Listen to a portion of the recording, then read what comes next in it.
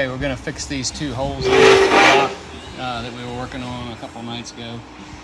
We have to take these holes out to a 14-150 and use these custom inserts.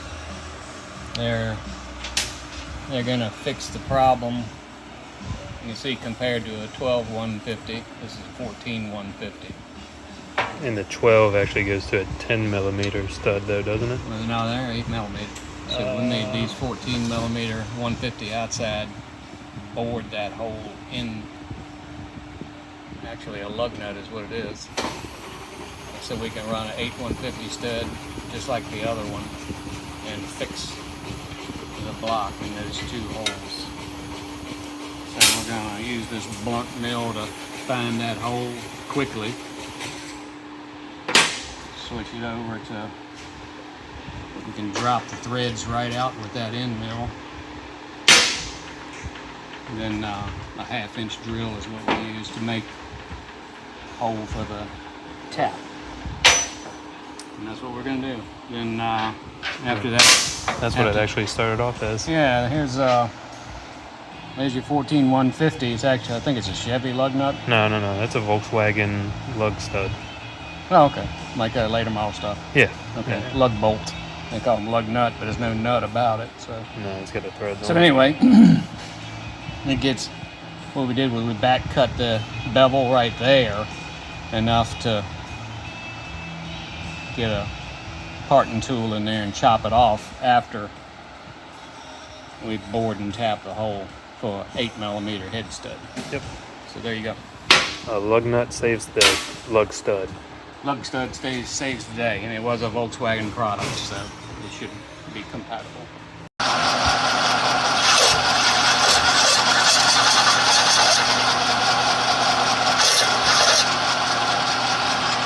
Bored that hole out where it had the bad threads, a 1/2-inch hole.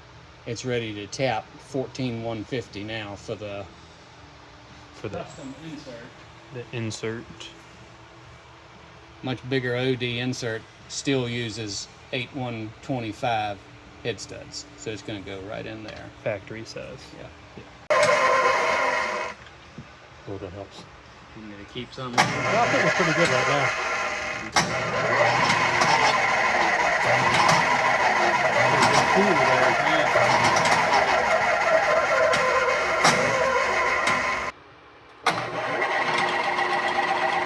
Might be in the taper, but who cares? As long as it's there.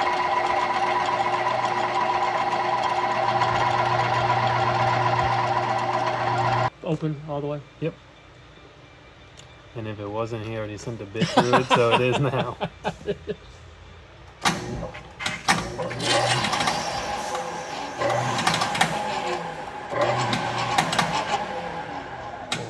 Phase converter's going like, what the hell are you doing? And I often wonder about that thing clicking on and off. Oh, you know.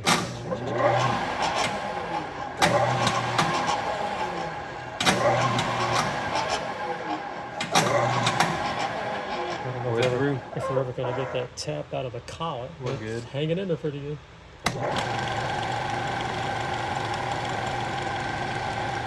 The ugly duckling turned out to be the Isn't that best wonderful? one so far. Yeah, you would never know that thing looked rough. It was bad before. I think it's sexy now. It's going to be you move it fantastic. No, we're all right. Wonderful. There you go. Lug stud for the win. Yep. All right, fly cut time. Then using German steel on German. Oh, you got to. You're getting ready to fly cut it. We're going to fly cut the spigots of this block where the wear is. We're going to make this whole surface flat again. The fly cutter is going to go straight down and stop. Then we'll move to the next spigot and do the same thing, straight down and stop. Now, why can't you just go across it like a V8 block? A V8 head, if it was being fly cut, you'd be running a fly cutter like this. You'd be starting on one end, cutting across and following with the tail of the bit. So when you cut across, you'd run off the head and the tail would keep finish cutting. We can't do that with a bug block. We'd have to start there and run off, and one side's gonna, your starting point would not get finished, or if you started here, that wouldn't get finished, because we need to use the entire swing, and we don't have the ability to run from one side off the edge.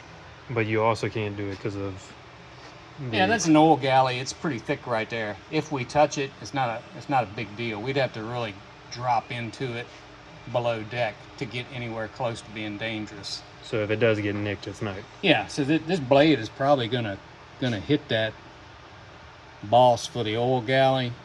When we're said and done, it's not a big deal. It's not gonna be anywhere close to the actual hole.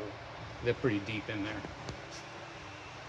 So all we want to do is make a fly cut, move the table, make another fly cut. On some machines you could do this with, you could do it by hand with an end mill if you got all night. You could just actually touch, drop, and run your machine all the way around a circle, then do it the same over there. Or a CNC machine would actually move it for you and be done in like a second. But we're gonna have to do it in about 10 minutes. You're gonna be faster than that. Yeah, it's gonna be a millisecond. Yeah. I just had to Bill welded the blade onto my fly cutter body, because over the years we had to notch that fly cutter actually it was notched to bring the blade in to fly cut a cylinder head, which is a little smaller. You got to get inside on see my writing on there says FV. That was for Formula V use, 40 horse stuff.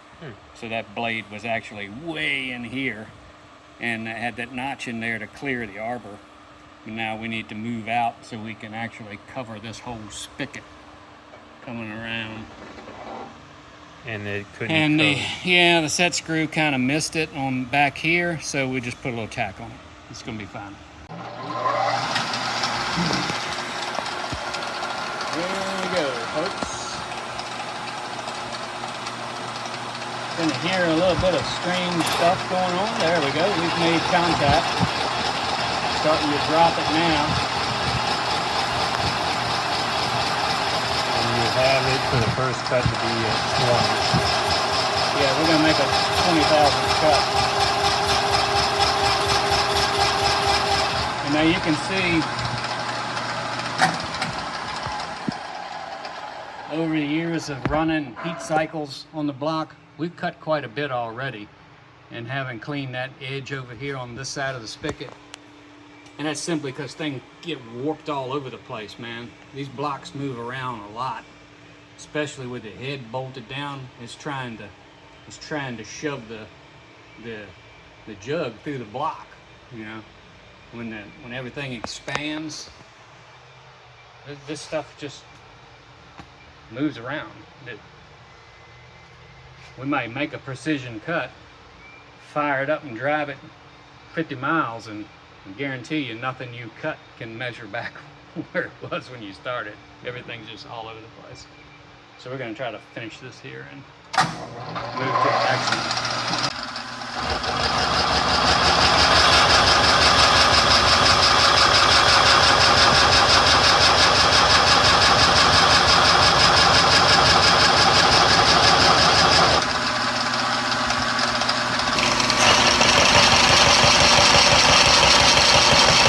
See how crazy that thing's not even nowhere near flat?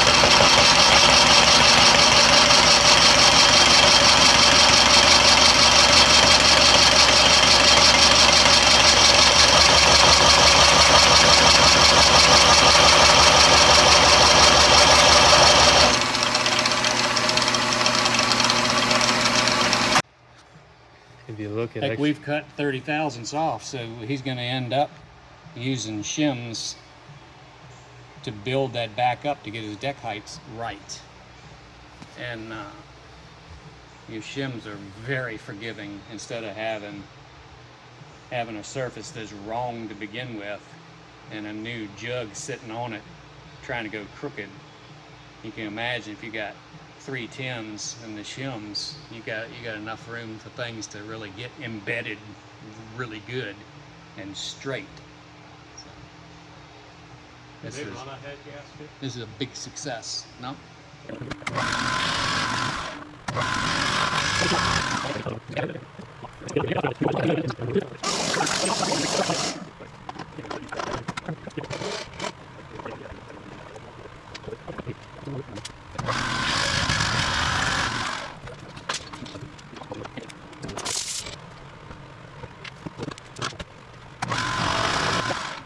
Okay, so the last video we had 2 bad stud holes here, and they were 12 millimeter 150 inserts in there that the threads got pretty messed up along the way. So what we did, Preston took a couple of lug bolts that are 14 150. I think we covered this all before in the video, but anyway, the 14 150 OD is what's going in the block now.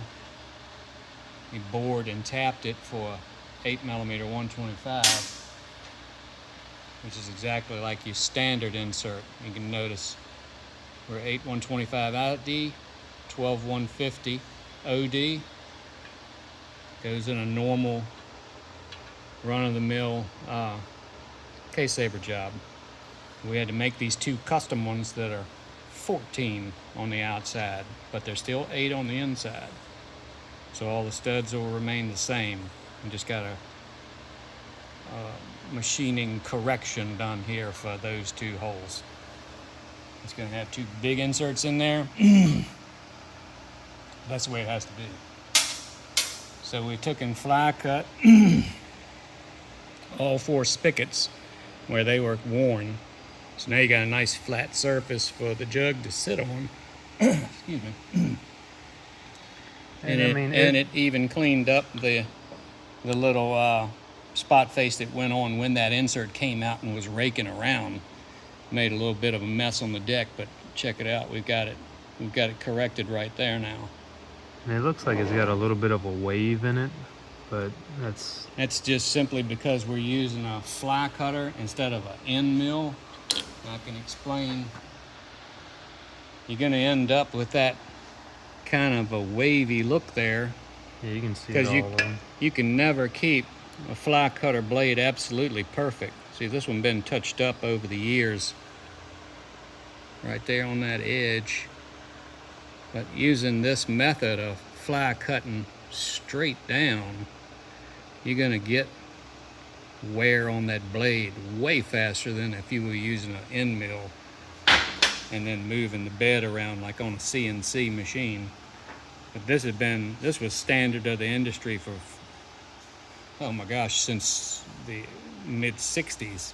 It's actually an old Gene Berg fly cutter head here that we've had probably since, I would say, 1970. We've got all this stuff. We've been using it ever since. It's durable, as you can see, been hanging in there for years, and it gets the job done. And the little edges that we can see there kind of looks like a vinyl record finish. It's not really a big deal there. Because with this fly cut, we took 30 thousandths off of the deck to make these flat. Now you're going to add 30 shim to correct what we took off. Yeah, you end up with a whole lot better foundation for that jug to sit on with a couple of shims of any kind rather than going back on a warped surface like this one was. So he's got a good straight deck for the cylinders to sit on now. And the little bit of pitting is just... Yeah, you can see little pits right there, which are divots in the casting itself. We just happened to cut right through them. We were cutting the tops off of air hold is what it amounts to. You can even see right here. Yeah. It hadn't even been machined and you got a little divot there. That happens in these magnesium castings. They'll have a little air hole here and there. And sometimes they can even be filled with a speck of sand from the sand box when they core and make the mold. That's another thing you got to be careful with when fly cutting.